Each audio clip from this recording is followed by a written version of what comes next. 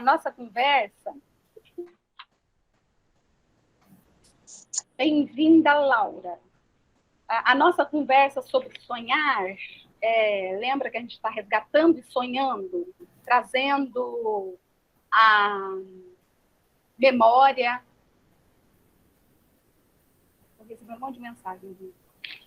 A memória, os nossos sonhos, voltar a sonhar, voltar para os nossos ossos, nos posicionar em frente aos nossos ossos. Vou continuar hoje, e hoje a nossa conversa talvez seja um tanto quanto...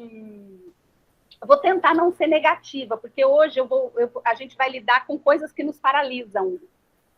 Porque a gente precisa de identificar primeiro as coisas que nos paralisam.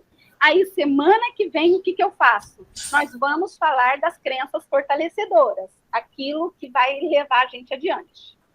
Então, hoje, estejam preparadas para resgatar aí dentro de vocês o que é que paralisa vocês. Por que é importante a gente anotar e a gente reconhecer aquilo que nos paralisa? É muito importante, gente, porque é isso que faz você ter transtorno, que faz você ter as síndromes. É exatamente porque você não faz esse caminho interno do que está acontecendo aqui e você deixa as coisas correrem. Quando eu me casei no ano de 98, janeiro de 98, eu fui assistir um filme no cinema na minha lua de mel, Titanic. Não sei quais de vocês aqui assistiram ao filme Titanic. 3 horas de filme, que foi um filme que eu chorei começo ao fim. Maravilhoso. E esse Titanic, ele fala a respeito de um navio que era impossível ele naufragar. Porque ele era muito seguro. Inclusive, o dono do navio, o que montou o navio, ele diz assim, uma célebre frase, esse navio nem Deus afunda. E realmente era um navio maravilhoso. E não era para ter afundado mesmo. Só que no meio do caminho tinha uma pedra no meio do caminho. Eles estavam navegando em pleno mar, né? Quando se depararam com o quê? Vocês lembram o que era? Iceberg. Um iceberg. O iceberg fez esse navio afundar. Por que o iceberg fez esse navio afundar? Porque não era visto a olho nu, de longe, distante. Eles só perceberam que existia um iceberg quando eles chegaram perto. Aí já era tarde demais. Por quê? Fiz até um desenho aqui. Mexe, né? Não vejo. Tá dando para ver, gente? Tá. O iceberg, ele só tem uma partinha muito mínima que está acima do mar. Ele é uma pedra de gelo enorme. Na verdade, ele é uma montanha de gelo. Só que o que aparece em cima é a parte mínima dele. A maior parte está submersa. E essa parte submersa é que fez esse naviozinho aqui, pequenininho, afundar. Porque ele bateu nas pedras embaixo e como ele estava se virando assim, ele bateu e foi afundando e foi a pique. Por que eu estou trazendo essa história do iceberg? Porque existe uma teoria, que chama teoria do iceberg, que nos explica um pouco das nossas... de como acontece no nosso cérebro, a nossa mente funciona. E é assim, gente.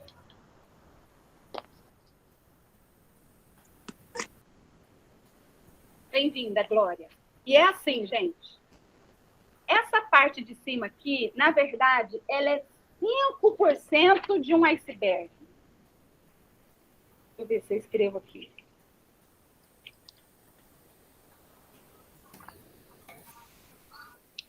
Ela é apenas 5% de um iceberg. E aparece no iceberg. Essa partinha aqui de cima, ela nos indica aquela parte do cérebro nossa, que é a nossa consciência, que é o nosso pensamento consciente. Agora, vocês estão olhando para mim, me ouvindo, e quem está aí agindo no cérebro de vocês é essa partinha aqui. 5% do seu cérebro está em funcionamento agora. Esse 5% é um sistema de lógica analítica. É quando você bota seu cérebro para funcionar. Então, exige muito esforço para ele funcionar. E esse cérebro aqui, de 5%, ele só faz uma coisinha de cada vez. Ele não consegue fazer mais de uma coisa. Então, ou vocês escutam a mim, ou vocês assistem novela. Ou vocês escutam a mim, ou vocês cuidam dos seus filhos. Ou vocês escutam a mim, ou vocês fazem comida, por exemplo. E, às vezes, você pode fazer duas coisas ao mesmo tempo, mas você tem que prestar muita atenção, exige muito esforço seu. Por isso, essa partinha de 5% aqui, ela se cansa muito facilmente, porque é muito estímulo, é muito energia que gasta para que ela fique funcionando e ela fique ativada. E ela é uma partinha lenta, gente. É uma partinha lenta, até vocês entenderem o que eu estou falando, depois vocês vão digerir em casa, e vocês têm uma semana inteira para digerir o que eu estou falando. Por quê? Porque é uma parte lenta. Ela é racional. Então, a parte racional nossa, nosso sistema analítico, ele é só 100% da nossa mente. Aí agora eu vou falar do que nos pega, do que fez com que o Titanic viesse a pique. Essa partinha aqui de baixo, ela é nosso 95% de cérebro funcionando. Essa parte aqui, gente, enquanto a outra é um sistema analítico, esse sistema aqui é um sistema automático. Por quê? Como se você colocasse no piloto automático. Ele vai sozinho, entendeu? Ele é irracional, porque ele não precisa de pensamento, ele não precisa de análise, ele é irracional. Ele é instintivo, é o nosso instinto. Ele faz muita coisa ao mesmo tempo. Você faz tudo, você faz sem ver. Você escova dente, faz xixi ao mesmo tempo, escuta o marido falando, briga com a fulana aqui no sabe? Você faz um monte de coisa ao mesmo tempo através desse sistema aqui automático. Portanto, ele não exige esforço, porque ele está no piloto automático. Então, ele não gasta suas energias. E ele é muito rápido. Quando você vê, você já fez. Ele nunca se cansa, porque ele está no automático. E ele é inconsciente, ou seja, você não tem consciência de que ele está ativado. Acontece que essa parte aqui é a parte que domina a gente. Vocês estão entendendo? É a parte que pega. Porque essa parte aqui é que faz a gente se comportar como a gente se comporta. Porque a gente não vai pensar em todos os comportamentos que a gente tem. Cansa demais. E o nosso organismo... Ai, meu Deus, cadê? E o nosso organismo, ele foi feito para economizar energia, gente.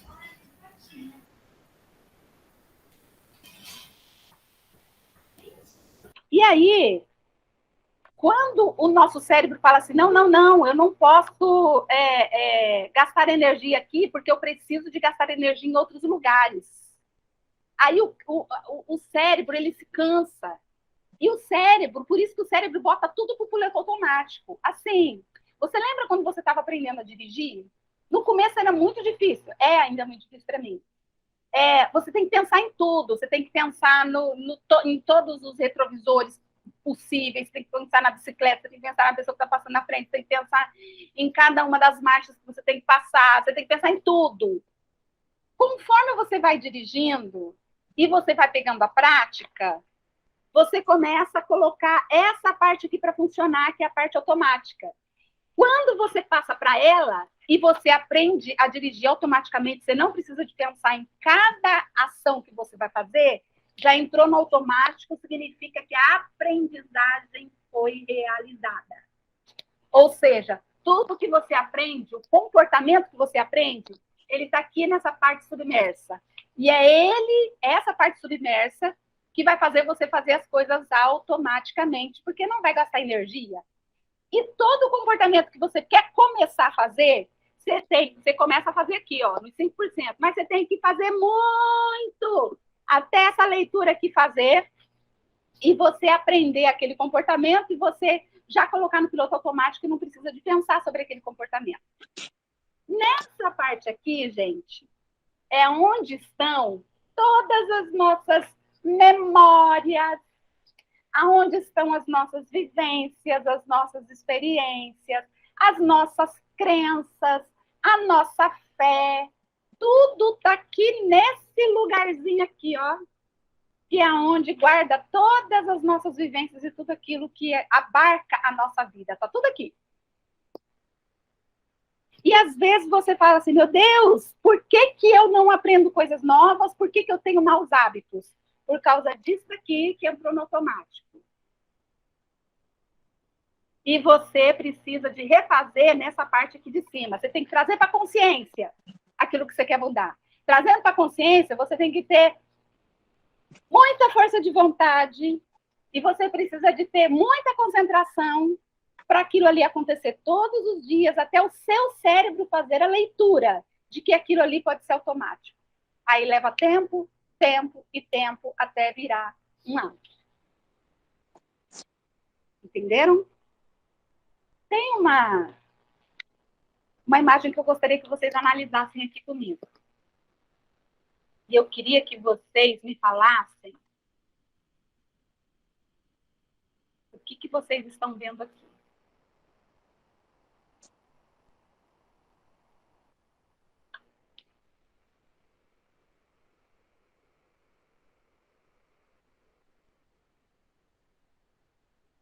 Vocês podem escrever no chat.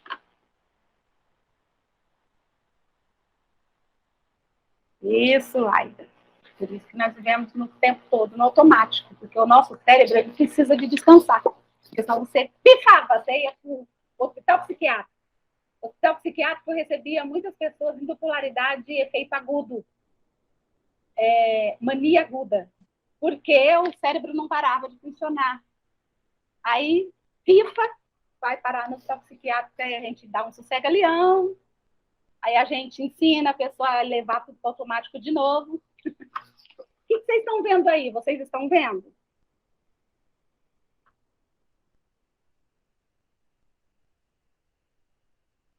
Essa imagem? Vocês estão conseguindo ver? Eu consegui compartilhar?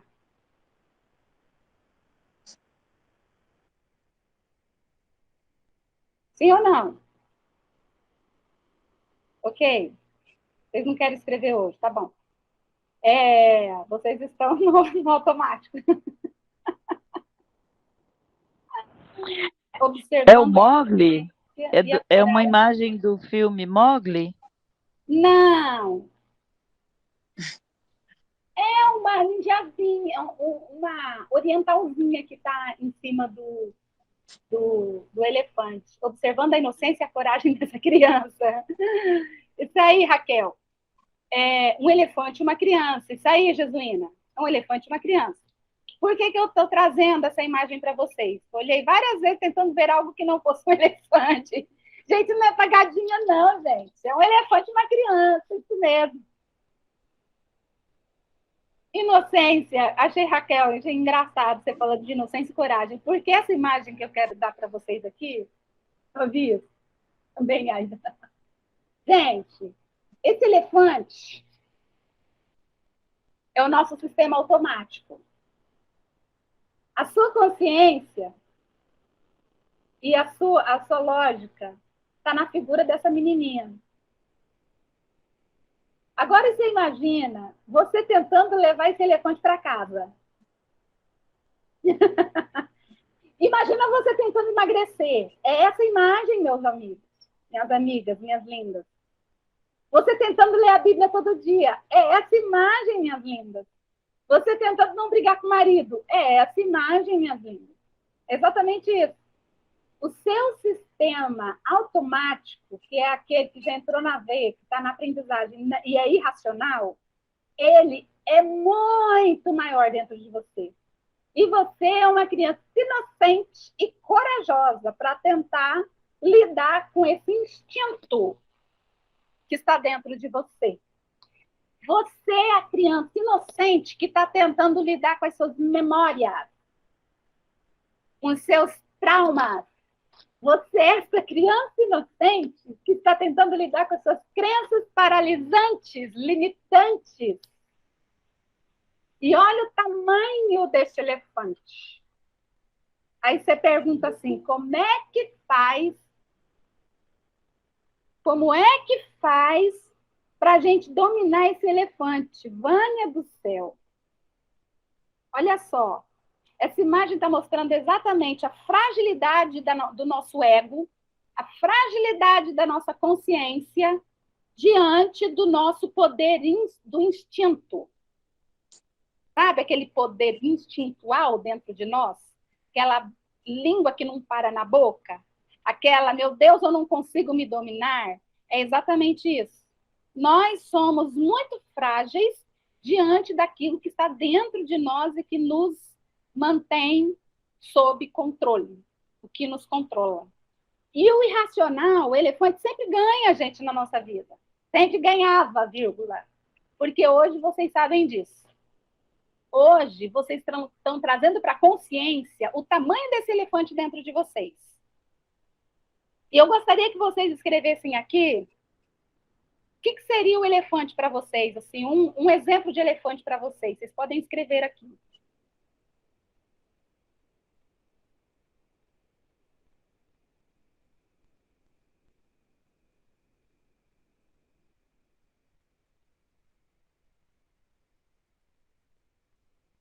O que é o elefante na sua vida? Um dos exemplos de elefante que domina a sua vida.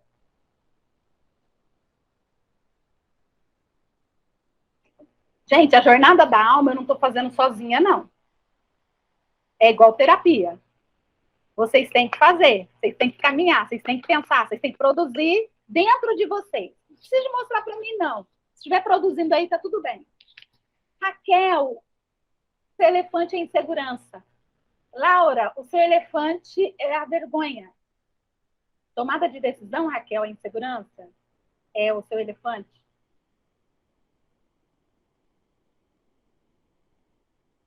E isso, a timidez, a glória, isso tem conduzido você até hoje.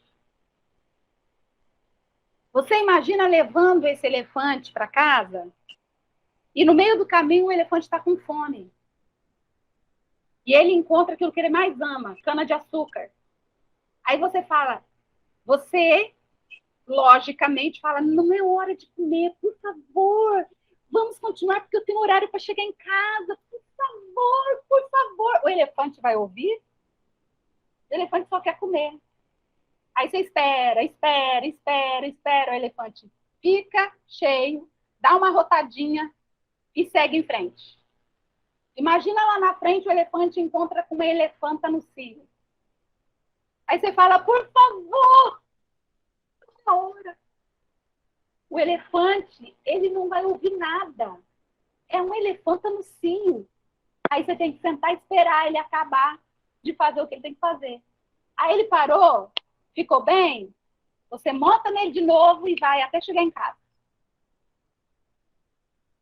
Esse é o caminho que você faz, as brigas que você tem, o conflito que você tem interno. Ai, por que eu não consigo fazer aquilo que eu quero? Jesus, por que eu tenho que parar no meio do caminho? Por que eu tô com medo disso? Por que eu não vou avante? Por que isso está me dominando? É o elefante. Sabe o que você tem que fazer? Tem uma resposta? Tem. Você tem que conhecer os caminhos que o elefante faz e que faz você ficar parada. Você sabe onde tem a cana-de-açúcar? Muda o caminho. Você sabe onde tem uma elefanta de cio? Um cio? Muda o caminho. Você precisa de fazer novos caminhos no seu cérebro para que o elefante se confunda e não encontre aquilo que vai empacar ele. Vocês estão entendendo? Por isso que precisa de criar novos pensamentos.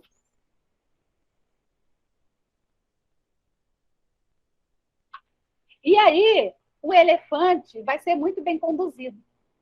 Só que para você fazer isso, essa menininha gasta muita energia, gente.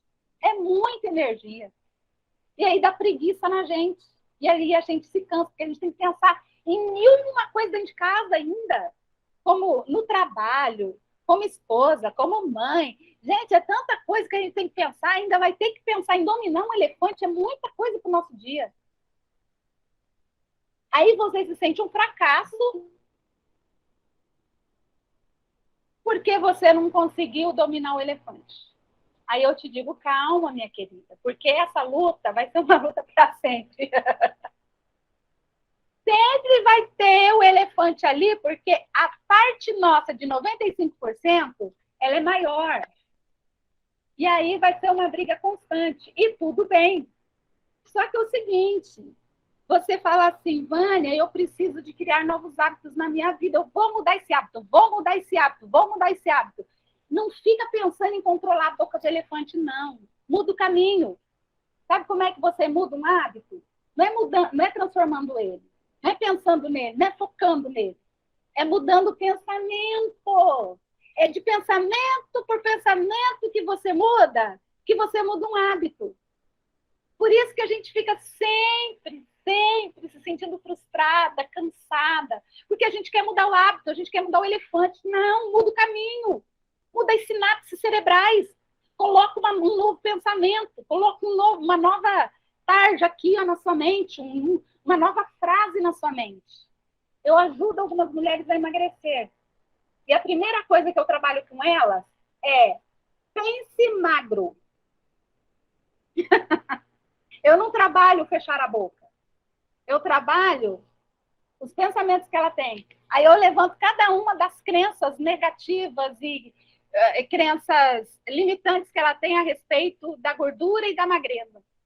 Aí eu desconstruo a questão do que é ser gorda. Aí eu construo aquela coisa de comer é difícil, comer é meu inimigo. Vou desconstruindo, daqui a pouco ela entra no hábito de emagrecer que ela nem percebe. Por quê? Porque ela foi mudando de pensamento em pensamento, lá nos 5% da lógica, e aí os 5% foi entrando lá embaixo dos 95%, foi entrando de um em um. Aí daqui a pouco vira hábito. Vocês entenderam?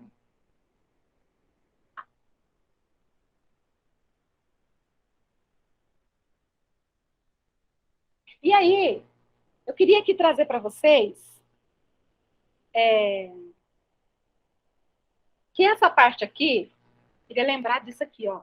Essa parte aqui que é o nosso elefante, que estão as nossas memórias, as nossas crenças, é aqui que estão os nossos julgamentos, é aqui que estão os nossos preconceitos, é aqui que estão os nossos medos, as nossas vergonhas, e é aqui que está o nosso estilo de vida.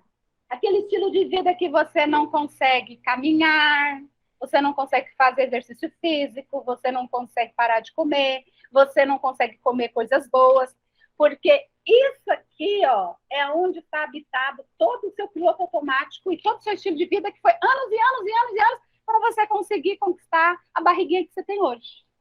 Ou o estilo de vida que você tem hoje sedentário, ou o estilo de pensamento daquela pessoa assim, do velho homem, natureza velha, está nesses 95%. Aí compreender esse elefante e essas forças que dominam você é saber como como o seu elefante funciona e colocar ele no caminho certo.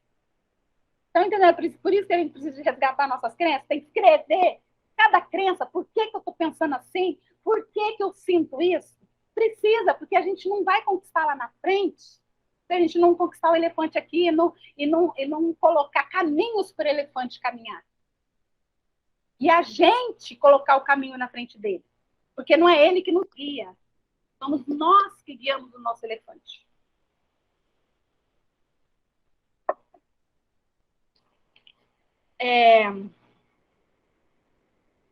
Por isso, mudar o pensamento.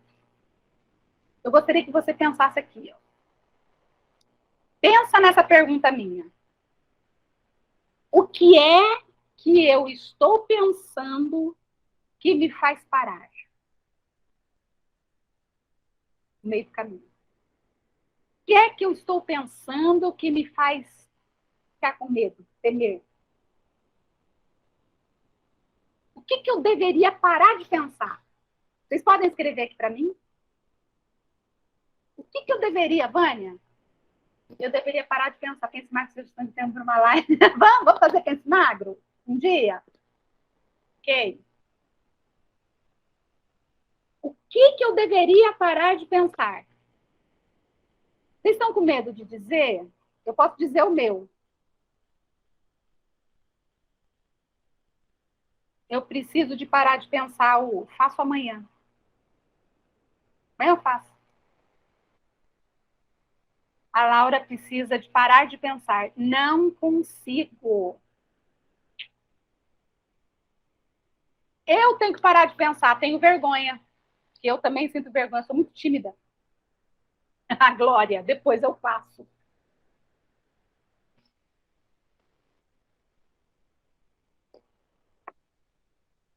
A Raquel. Preciso de parar de procrastinar.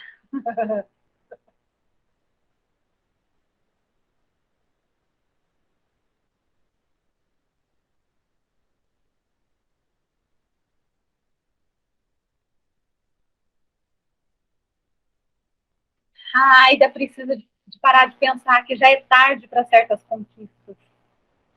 Josuína, ela precisa de parar de pensar. Eu tenho medo.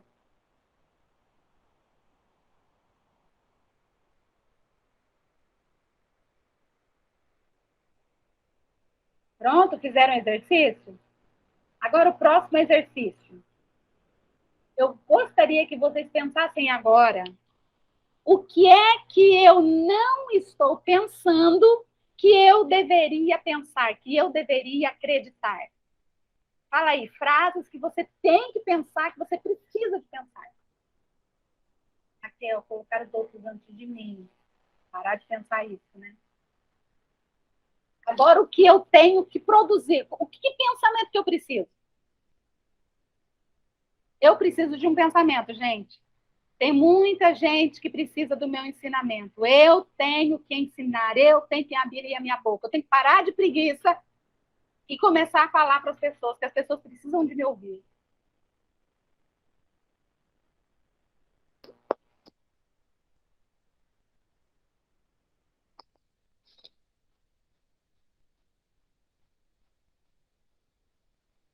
O que eu preciso de pensar?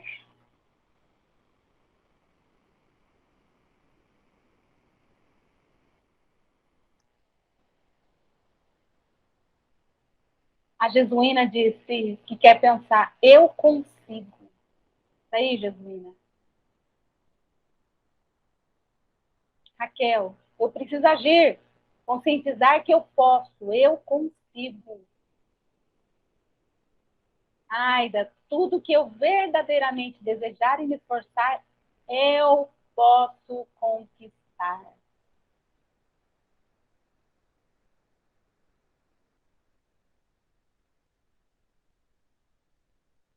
Deixa eu falar uma coisinha para vocês. Tem uma frase que eu falo muito nos meus atendimentos. Tudo acontece duas vezes. Tudo acontece duas vezes. A primeira vez, na mente. A segunda vez, na realidade. Nada na realidade acontece se não acontecer na mente. Por isso é importante vocês falarem isso. É importante vocês colocarem na mente o que vocês querem ser. Porque tudo acontece duas vezes. A primeira vez acontece na mente. Depois acontece, de fato, de verdade, na realidade, na prática. Se na prática está acontecendo alguma coisa na sua vida que você não quer que aconteça, é porque você está insistentemente colocando na sua mente aquela coisa. Aí você quer que aquela coisa, aquele resultado mude? Muda o seu pensamento, porque ele vai acontecer primeiro, a mudança, na sua mente, e depois de verdade. Por isso, o pense magro. Ninguém vai ficar magro de um dia para o outro. Mas você começa a pensar magro. E quando você vê, você pode emagrecer, porque você já está pensando magro. Quando você vê, você tem tantas crenças a respeito de emagrecer, gente, vocês não têm noção. Quando vocês começam a estudar sobre isso, vocês vão falar assim, meu Deus, era isso que me paralisava? Era esse elefante? Elefante burro! Que elefante irracional! Aí você vê que é irracional certas coisas na nossa vida, gente. É só uma questão de colocar na consciência. Muito bem.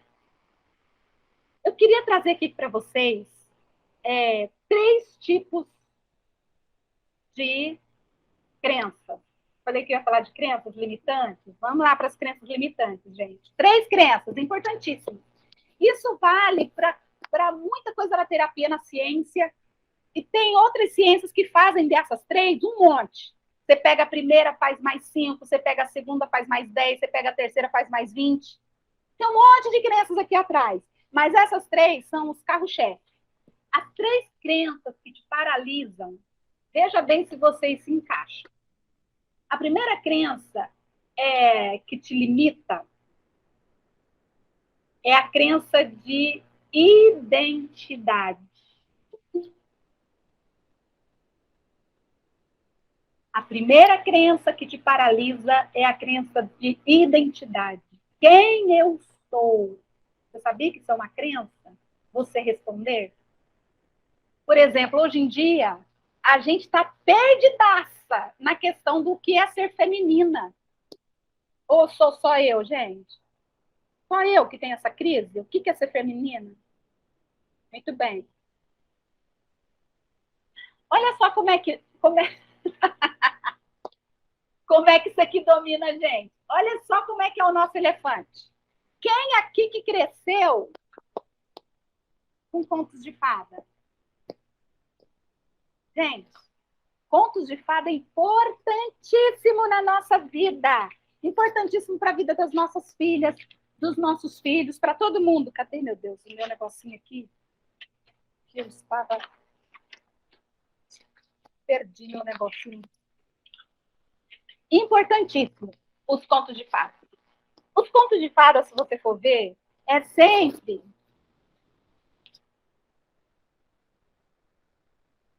elementos que, na verdade, falam da nossa vida. Toda criança precisa de um conto de fada para quê? Para elaborar os seus conflitos. Porque uma criança, ele não sabe lidar com a morte. A criança, ela não sabe lidar com perdas. Ela não sabe lidar com bullying. Ela não sabe lidar com o abandono. Ela não sabe lidar com o mal neste mundo, porque ela está protegida dentro de casa, né? Aí você entra com os contos de fada, porque os contos de fada mostram a madrasta, mostram o mal, o lobo mal, mostram o lenhador assassino. Então, a criança, através da fantasia, ela consegue elaborar essas maldades do mundo. E ela consegue, através da fantasia, ver que o mundo não é um mundinho faz de conta, um mundinho só de alegria, só da família ali, paz e amor. Ela começa a descobrir que existe maldade no mundo, é através dos contos de fada. Vocês já perceberam que os contos de fada não têm mãe? Só tem madrasta? E a madrasta é má? E a família é má? E o pai é bundão? E o pai é omisso? Gente, é importantíssimo a criança criar autonomia, criar individualidade. Para ela fazer isso, ela precisa de matar a mãe. Como o amor pela mãe é tão grande, porque foi o seio que alimentou, foi o útero que ela gerou, foi a primeira casa dela, foi a mãe. A primeira morada dela foi a mãe. Ela não pode matar essa mãe. Só que ela precisa de matar para ela se individualizar, para ela ser alguém. E aí, ela substitui a mãe pela madrasta. Aí fica tudo muito fácil. Porque é madrasta, não é mãe. E aí, aquilo que você, como mãe, faz no seu filho, que é dar umas lambadinhas, que é deixar de castigo, que é dizer não, essas coisas frustram a criança. A criança olha para a mãe e fala, mãe má. Só que ela não pode falar que essa mãe, que é a primeira casa dela, é má. Então, ela substitui a madrasta. Na madrasta, ela coloca toda a raiva que ela tem de você. Ela joga ali tudo. Os seus não, seus limites. Ela joga tudo para a madrasta e ela consegue aplacar aquilo ali, porque a mãe continua intacta. A figura da mãe continua perseverante ali, intocável. E ela precisa de uma madrasta para colocar tudo isso. Aí eu falo para você, minhas queridas, é só criança que precisa de contos de fada? Na verdade, se você ler sobre os contos de fada na psicologia, você vai ver que os contos de fada foram escritos para adultos e não para crianças. Ali você vê estupro, ali você vê abandono, ali você vê assassinato. É para adultos. Por quê? Porque nós também somos eternas meninas e crianças dentro de nós. E nós precisamos de elaborar todas essas coisas. Nós também, minhas amigas, precisamos de matar a nossa mãe na nossa mente para a gente ser outra pessoa. Quantas mulheres que vêm até mim que eu falo, cara, você está reproduzindo tudo que sua mãe fez. Você precisa de cortar o cordão umbilical. Você precisa de se separar da sua mãe. Seja você. Aí eu tenho que fazer todo um processo. A gente fala matar a mãe, né? É muito forte, né? É que a psicologia fala isso. A psicologia não tem medo dessas coisas, não. Mas você precisa de se separar dessa mãe. Por isso que contos de fada para nós é importante. Porque a gente precisa de afastar a mãe boa. Porque uma mãe boa, gente, é o que nos limita. Porque a gente não quer frustrar uma mãe. A gente quer, diante de uma mãe, a gente quer fazer tudo que ela manda a gente fazer. Sentar de perninha cruzada, dizer sim, sim senhor, não senhor, ser boazinha. O mundo não é maternal com a gente. A gente chega no mundo, chega no casamento, chega na vida, chega no trabalho, chega na vida real, a gente precisa de afastar essa mãe para a gente não conseguir. Sabe aquela questão de, eu vou frustrar minha mãe? A gente precisa de afastar ela. A gente precisa jogar toda essa fúria numa madrasta. Para que a gente se empodere e se posicione como mulher.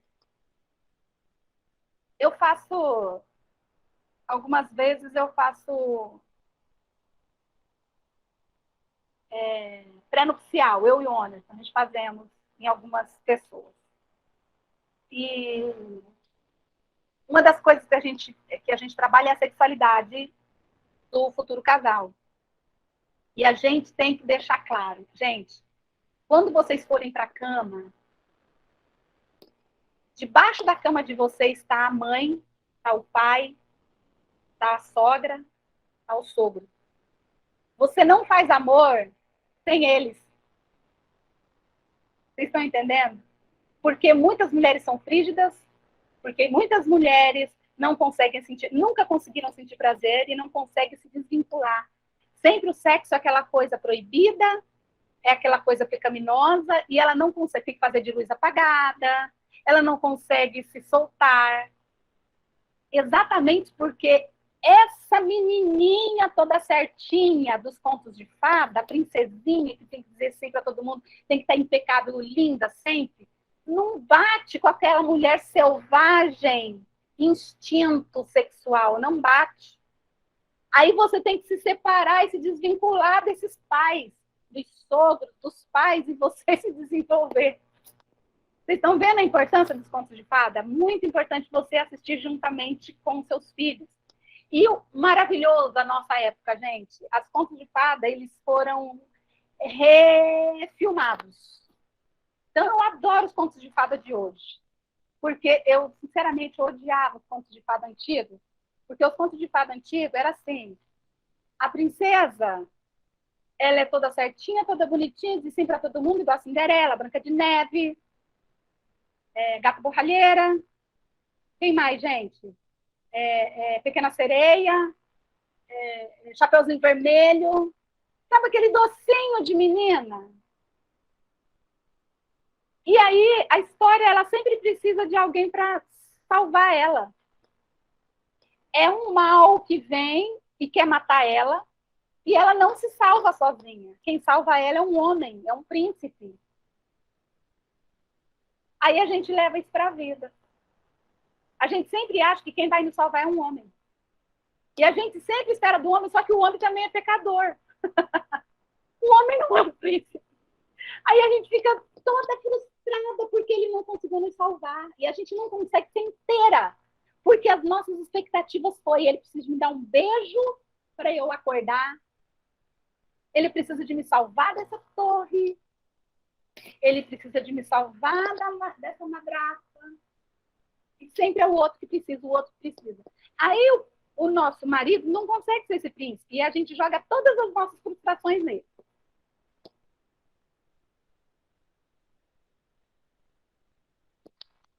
Só que os contos de fada hoje, vocês viram o Walt Disney, a Frozen.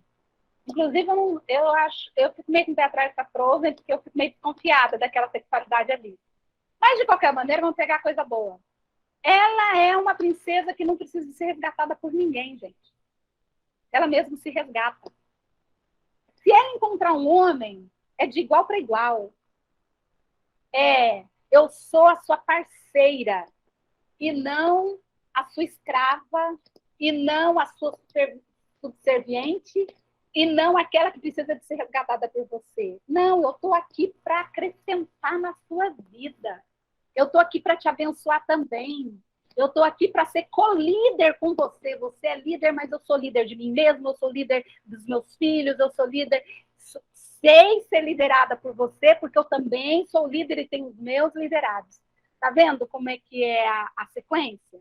Você não é mais aquela coitadinha, aquela menininha, aquela chapeuzinho vermelho. E aí essa crise de identidade, gente, vem pra gente, porque a gente foi criado naquele conto de fada antigo. Vocês lembram? Lembrei da Irmã Terezinha. Vocês lembram daquela musiquinha que a gente cantava em roda? Olha só como a gente foi educado. A gente dava as mãos e cantava assim na roda. Terezinha de Jesus, jogando e foi ao chão. Acudiu 3 cavaleiros, todos 3 chapéu na mão. O primeiro foi seu pai, o segundo, seu irmão. O terceiro foi aquele que a Teresa deu a mão. Ou seja, a Teresa, é verdade, Aida. Eu vi a última Cinderela. A Teresa, ela precisa de tutores. Ela precisa do pai para dar a mão para ela porque ela caiu. Depois ela precisa do irmão. Depois ela precisa do marido. Ela por si só não consegue se levantar. Olha onde estão as nossas crenças limitantes. A mulher que não consegue falar em público. A mulher que fica envergonhada quando tem um homem, ela tem que falar alguma coisa diante de uma multidão. E dentro de nós tem essa Terezinha. E essa Terezinha, gente, realmente ela viveu, viu? Há 900 e tantos anos atrás, lá em Portugal. Fizeram essa musiquinha porque era parte da cultura na época. Essa historinha, porque a Terezinha precisa de esperar um homem para vir e resgatá-la. Por que eu lembrei da irmã Terezinha no começo da nossa live aqui? Porque a irmã Terezinha da nossa igreja é exatamente o oposto. Gente, para quem não conhece, a irmã Terezinha é mãe da Marlene, que está aqui com a gente. E a irmã Terezinha, ela ficou viúva com 3 filhos, um atrás do outro, com 27 anos. Ela tinha a Márcia, ela tinha o Mauro e ela tinha a Marlene. Sem o emprego, sem ter trabalhado, sem saber fazer nada. E ela conseguiu ser concursada na prefeitura, entrando como link limpa, né? 29 anos, Marlene, isso. E aí, ela conseguiu educar os 3 filhos na igreja, os 3 fizeram faculdade, pós-graduação, os 3 foram embora. E ela não casou de novo. Aí você vai falar assim, mas Vânia, a gente não precisa de homem. O que eu estou querendo dizer, gente, é maravilhoso um homem. O homem nos complementa, a gente precisa de homem. Só que nem sempre. Porque essa verdade não cabe para as viúvas, para as solteiras. Tem muita missionária solteira, tem muita mulher solteira que não encontrou o homem ideal, simplesmente não encontrou. Aí a gente vai falar que essa mulher não pode ser resgatada, não pode ser uma mulher? Por que não? Por que ela precisa de um homem para ela ser alguém? E se simplesmente não aparecer, como não apareceu para a irmã Terezinha? A irmã Terezinha conseguiu. Tem alguém dar a mão para ela, um homem dar a mão para ela. Ela pegou as mãos das pessoas que estavam ao redor, apoio social aqui, apoio social ali, família aqui, trabalho ali, amigo aqui, e foi indo como nós sempre fazemos. A nossa salvação não está nos nossos maridos, não está no homem. A nossa salvação está em viver em sociedade. E o ajuda vem de tudo quanto é lado, gente. Até de mim aqui, ó. Vocês comigo, eu com vocês. Homem é complemento. Diz a Aida, todo complemento não é essencial.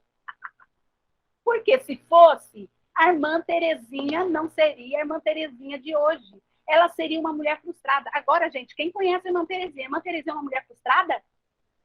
A irmã Terezinha é uma mulher que não teve sucesso na vida? A irmã Terezinha é desamparada? A irmã Terezinha é abandonada? Gente, olha as nossas crenças. Olha aqui, ó. O que está aqui? Feliz bem resolvida, ainda está falando. Isso aí. A gente tem que refazer a nossa identidade como mulheres. O que a gente aprendeu? O que é de verdade para nós? Acreditar em nós mesmas é o que precisamos resgatar, isso mesmo. Isso mesmo. Porque a gente sendo inteira, a gente vai ser inteira para o marido, para o filho, para os amigos, para o filho que precisa, se eu estou viúva. Para outras pessoas, eu preciso ser inteira, eu não preciso de muleta. Ok, nós falamos de uma identidade, né? Eu gostaria de falar assim, ó. Quando se fala de identidade, às vezes a gente fala assim, eu não tenho nada, eu não sei quem eu sou porque eu não tenho nada, eu não tenho trabalho, eu não tenho sustento, um homem que me sustenta e tudo. Gente, a identidade não está naquilo que a gente tem, é a nossa essência. Não importa como nós estamos, porque muitas vezes, se eu, por exemplo, tivesse algum defeito físico, se eu fosse cega, eu não seria metade, alguém iria me ajudar. Se não um marido, uma mãe, um amigo iria me ajudar para levar onde tá. Mas eu sou inteira, porque a minha essência está inteira. É igual a borboleta. A borboleta, gente, ela é horrorosa quando ela é lagarta. As mulheres, inclusive, não gostam. Nunca vi uma mulher que gosta de lagarta. Quer matar. Mas a lagarta vira borboleta. E a lagarta, ela passa por processos. E todos os processos que ela passa, que é dolorido para ela, mas ela passa, ela é borboleta em todos os processos, gente. Porque uma lagarta nunca vai ser um passarinho. Uma lagarta nunca vai se desenvolver e ser um canarinho, sei lá, um periquito, ou um macaquinho. A essência da borboleta é, mesmo ela estando no ovo, depois ela sendo lagarta, depois ela sendo pupa, e depois ela sendo a lagarta, a borboleta, como a gente conhece. Ela é uma essência. Entenderam? Você pode estar, talvez hoje, no processo da lagarta. Vânia, eu estou conquistando meus sonhos, eu estou me resgatando. Mas você tem uma essência. Essa essência que você precisa de resgatar e não precisa de soltar. E a sua essência não está no marido, sua essência não está no seu passado, nas suas frustrações, não está naquilo que você deixou, não. A sua essência está dentro de você, naquilo que você constrói, naquilo que você é, naquilo que você acredita. Ok. 3 crenças. Essa crença de identidade, ela é a que pega mais na gente. A outra crença é a crença de merecimento, gente. A crença de merecimento é aquela, será que eu mereço isso mesmo? Será que eu mereço? Eu acho que eu não sou boa o suficiente. Eu não sou suficiente. Eu preciso de cabelo naquela roupa e eu não caibo naquela roupa. Eu preciso de arrumar minhas espinhas antes para eu ser alguém, porque eu não mereço mostrar meu rosto enquanto eu não arrumar minhas espinhas. Adolescente, que a gente era assim. Eu preciso de arrumar meu guarda-roupa. Eu não mereço. Será que eu mereço sonhar isso que eu sonho? Não. Eu risadinha quando eu falo dos meus sonhos. E no fundo, eu acho que eu não mereço. É uma das crenças limitantes nossas. A terceira crença limitante nossa é a crença de capacidade. Será que eu sou capaz?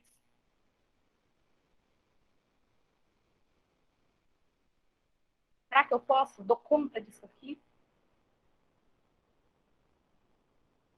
Existem pessoas mais capazes que eu. Eu não sou tão boa assim.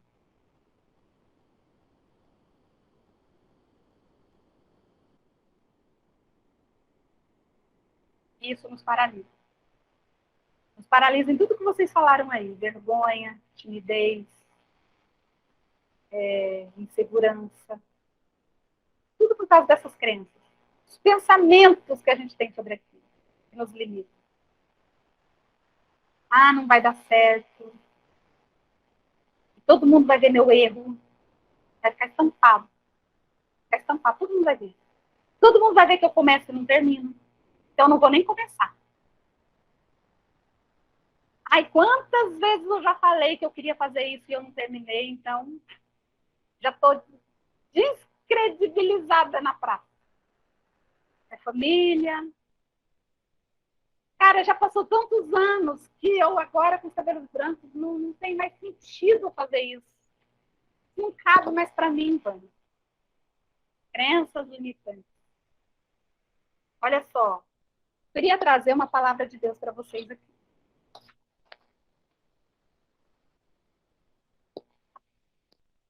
Livro de Números, no capítulo 13, está falando dos 12 espias. O povo tinha acabado de sair do Egito. Tá? Eles estavam escravos, 450 anos escravos no Egito. E aí Deus livra eles de Faraó, tira eles do Egito e leva para o deserto, pelas mãos do grande líder Moisés. Depois de 11 dias que tudo isso aconteceu, eles estão no deserto, perto do Monte Sinai, Monte Horebe lá. E aí Moisés fala assim, gente, eu vou escolher 12 de vocês para ir lá espiar a terra, porque nós estamos indo em uma direção. Nós temos um sonho, nós temos uma meta, nós temos objetivos. Deus não te tira do Egito para te deixar ficar vivendo uns 95% no automático lá no deserto. Deus tem um rumo. Deus te tira de um lugar para te levar para outro. E aí ele fala assim, nós vamos para a Terra Prometida, que é lá que Deus quer que a gente vá. Então esses 12 espias vão lá ver a Terra. Aí, capítulo 13, vai os 12 lá. Eles foram olhar a terra, olharam Jericó, aí vieram e deram o relatório. E aí eles falaram, olha, a terra é boa.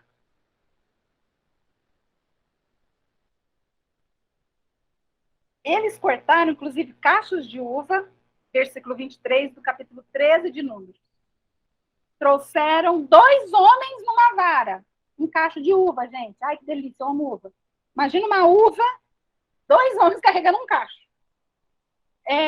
E outras frutas também.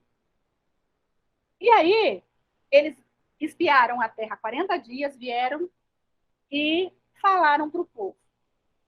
E deram um relatório. Versículo 27 diz assim, fomos à terra que nos enviaste, Moisés. Ó, realmente, é uma terra que mana leite e mel, e este aqui é o fruto dela. Olha aqui, ó, que fruto que ela dá. O povo, porém, esse mais, gente, é o que mata a gente sempre fala mais. Já viu que a gente tem esse conteúdo de massa? Gente, toda mulher que eu converso, toda frase dela, ela coloca um mais. Esse mais tem que sair da nossa... Lembra que eu falei para vocês que nós temos um vocabulário que a gente precisa de refazer? Esse mais é um mais que a gente precisa de refazer. Mas o povo que habita na terra, ele é poderoso. As cidades são grandes, são fortificadas. E também tinha gigantes, os filhos de Anak. Os amalequitas que habitam lá, são todos, povo tal, povo tal, povo tal. E foi falando, aquele monte de povo que habita lá. 3 espias falaram isso. 2 só que falaram, não, gente. Aí o Josué, muito caladinho, porque ele era menino ainda, quem falou foi o Caleb, que era mais velho. O Caleb falou, gente, não, vamos subir, vamos possuir a terra, porque nós vamos vencer essa batalha. Só que os 10 espias foram suficientes para desanimar uma nação toda. Com a incredulidade, com as crenças limitantes. E como as crenças limitantes estavam acionando essa parte do povo aqui, o povo acreditou. Você sabe por quê? Os 2, sem contar Moisés, os 2 espias que acreditaram, que é Josué e Caleb, eles estavam pensando nisso aqui, ó, na lógica. 5%. Claro, gente, é Deus que vai nos dar. Nós vamos devorar esse povo como pães. É fácil, porque Deus nos deu esse povo nas nossas mãos. Só que os 10 espias, quando eles falaram, tem gigante, não vamos dar conta, na verdade, estava acionando essas crenças do povo aqui, ó. E, na verdade, o que estava dentro do coração do povo? Nós somos escravos. Nós somos um monte de gente que não sabe nada. A gente não sabe nem pegar em armas. Nós, coitadinhos, nós somos desamparados. Nós somos incapacitados. Gente, foi crise de identidade. Foi ou não foi? Não é o povo de Deus. São os escravos. Nós somos escravos. Nós não damos conta porque nós somos escravos. Quem somos nós? Até ontem a gente estava construindo tijolo, gente. A gente só sabe cuidar de tijolo. Crença de merecimento.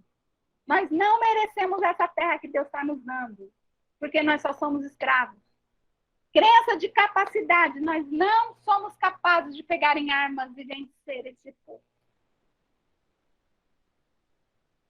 E aí, gente, esse povo penou durante 40 anos, que foi 1 ano para cada dia de espia, que eles espiaram 40 dias.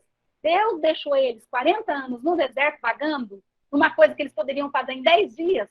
Em 10 dias eles poderiam chegar, atravessar aquele deserto andando e chegar lá e possuir a terra. Mas Deus fez eles andarem em roda durante 40 anos, até que esse povo aqui, que não acreditava e que não queria mudar a mente, morresse no deserto. E foi o que aconteceu.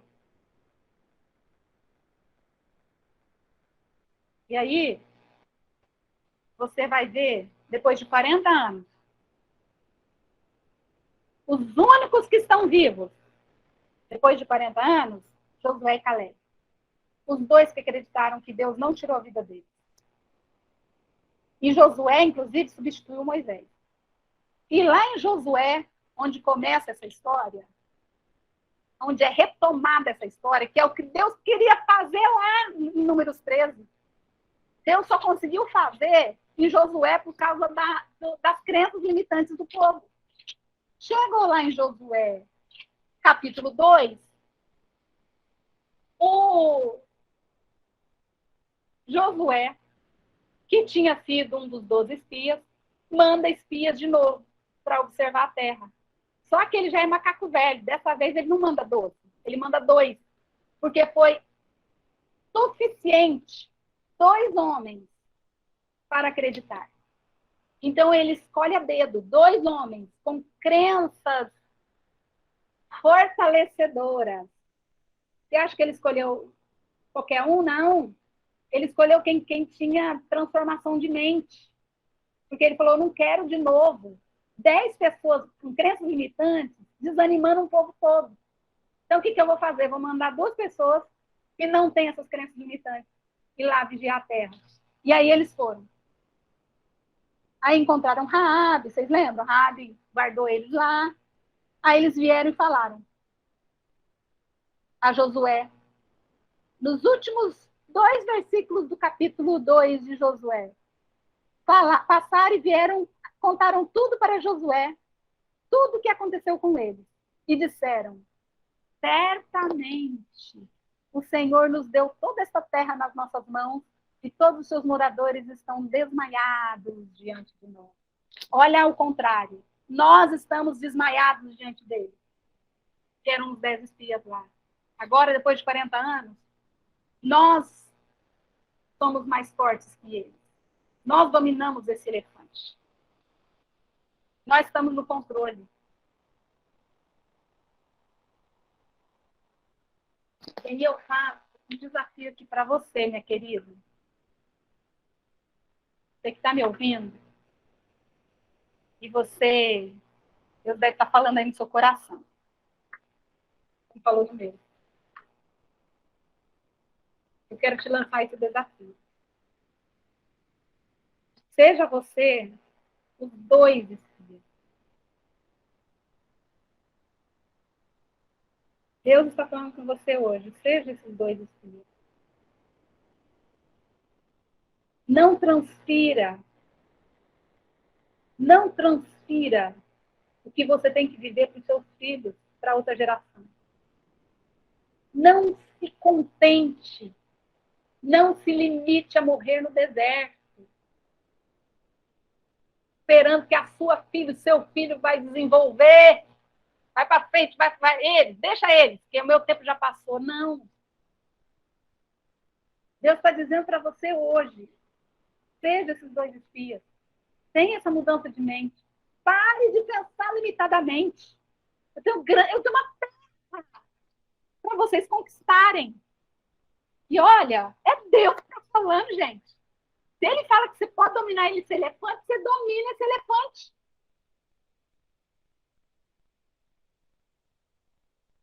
Você está velha? Cara, vê a história de Moisés. Você sabe quantos anos tinha Moisés quando Deus chamou ele lá no Monte Horebe e falou, tira as sandálias dos seus pés, porque o lugar que você está é terra santa.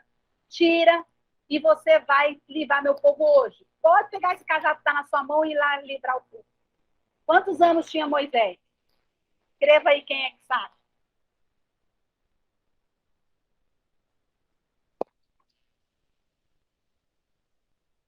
Até abrir o chat para ver. Chuta aí quem não sabe. Pode chutar. Não tem problema, não. Quantos anos? Vocês estão me ouvindo? Gente, vocês estão com medo de errar? Eu estou falando de crenças limitantes, vocês podem errar o tanto que for. Chuta aí, gente. Quantos anos Moisés tinha quando Deus chamou ele lá na terra do Horebe? Mais de 100. Oh, essa é forte. Só a Aida que tem coragem de dizer. Marlene Conde. 80. 70. Mais de 40. Adriana falou 70. Gente, interessante, porque vocês entenderam direitinho o que eu quero dizer. Não importa exatamente a idade, mas Marlene, foi exatamente 80 anos. Mas o que eu quero dizer para vocês é que já era velho, gente. Ele era mais velho do que qualquer um de vocês que estão aqui. E vocês pensam que a terra era o quê? Você lembra no salmo dele? O salmo que ele escreveu, está lá no Salmo de Moisés, fala: a nossa vida é 80 até 90 anos. Depois é só cansado e a gente não consegue fazer mais nada. Quem está falando é esse Moisés, que Deus chamou ele com quantos anos? 80. Quando ele fugiu lá do Egito, ele tinha 40 anos. Ele fugiu do Egito porque ele matou um egípcio. Você sabia que era a mamãe? Ah, não! Marlene! Estou falando que a irmã Terezinha gente, a irmã Terezinha é nosso ícone de mulher, tá bom? A irmã Clair também, irmã Clair. E aí, um dia eu vou pegar o exemplo da irmã Clair. Irmã Clair, um dia é a senhora. E aí, gente, ele tinha 40 anos quando ele matou o cara. E ele ficou 40 anos fugido no deserto, gente, aprendendo a ser só pastor de ovelhas. Ele pastoreava as ovelhas do sogro, o Jetro. Ele ficou 40 anos quietinho. E quando Deus chamou ele era um senhor de 80 anos. E aí ele passou mais 40 anos no deserto, ou seja, 80 mais 40. Quem é bom de matemática? Foi o tanto que ele viveu. 120 anos. Só que eu só venho para viver os meus sonhos. Cara, ele foi viver o sonho dele no último tempo dele. Ele viveu 80 anos sem viver o sonho dele. 80 anos para Deus chamar ele. Deus chamou ele, ele viveu 40 anos só. A mais. Mas viveu intensamente. Viveu tudo que Deus tinha guardado para ele viver. Viveu tudo, não deixou nada. Deixou nada para trás. 40 anos restantes da vida dele. Viveu até 120 anos. Por isso que eu te digo, não deixe para a próxima geração fazer o que você tem que fazer agora. Faça agora. Faça hoje. Comece agora, nessa nossa jornada. Pegue essas crenças limitantes, escreva ela. Pega esse iceberg que você desenhou aí, ó, e bota na cabeceira da sua cama. E diga assim, 5%, você está acionado agora. Em nome de Jesus, eu te aciono. Aí você bota na sua mente, cara, tudo que o pastor falou domingo. Filipenses 4, 8. 8, né? Tudo que é bom, tudo que é amável, tudo que é justo, tudo que é reto, tudo que é certo. Bota isso no seu pensamento. Mudança de pensamento. Mudança de crença. Crenças limitantes, a gente mata com a unha. A gente prova cada uma delas. Quanto mais você esconder isso aqui, mais ele te domina. Você tem que trazer para cá, ó. Por isso que você precisa descrever seus medos. Eu não vivo sozinha. Eu não durmo sozinha. Eu não dou conta de fazer isso. Eu não posso sonhar. E bota uma interrogação muito grande. E diga assim, não sou os 10 espias. Não quero morrer no deserto. Deus me mostra o que eu tenho que fazer. Que eu não vou morrer nesse deserto, não. Chegou a hora, minha terra prometida está aqui na minha frente. Ela que eu quero conquistar. Não quero passar 40 anos no deserto, não. Não, não, não. É o que Deus quer para você. Aí você vai falar assim, Vânia, mas é muito trabalho. É trabalho com Deus, gente. Não tem coisa melhor, não, que você conquistar a terra. Porque você vai conquistando de pouquinho em pouquinho. A gente vai falar semana que vem. As crenças fortalecedoras. Muito melhor você pensar positivo, porque sua vida toda muda. Vocês lembram que eu escrevi lá sobre gratidão? O poder da gratidão? O poder da gratidão muda a sua vida, gente. É você pensar de maneira positiva a vida. E pensar que vai dar tudo certo. É isso aí. Acho que eu já falei tudo que era para eu falar. Que vocês sejam abençoados.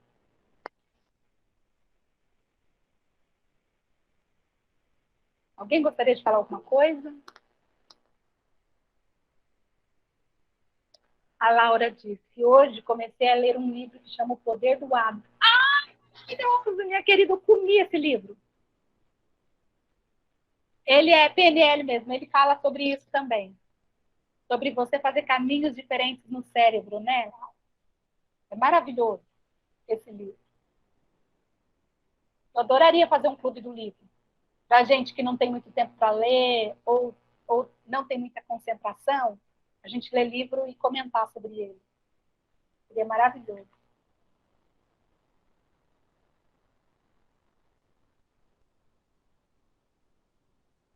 Muito bem, gente. Eu vou orar por vocês agora, tá? Para a gente acabar a nossa noite. Aqui, a nossa sala vai terminar, mas a mente de vocês não vai parar, não. Já está acionado os 5% aí, não é verdade? Acionado aí? Continua acionado, não bota no piloto automático, não volta para o piloto automático, não, gente. Não volta, não. Bota o manual aí, ó. Bota a sua direção para o manual. Quem tem que dirigir é você, não é o seu id, não. O seu ego que tem que conduzir, é você, a sua consciência, é você. Acionadíssimo, Raquel.